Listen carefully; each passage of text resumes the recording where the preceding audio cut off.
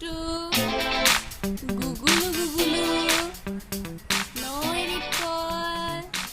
মোৰ ধুনু মানুহটো বৰ্ণা মোৰ গুগুলু মুগুলুটো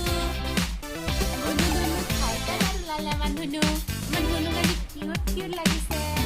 ধুনুৱে চুলি বান্ধিলে এনেকৈ হাতত চুলি বান্ধি দিম দেই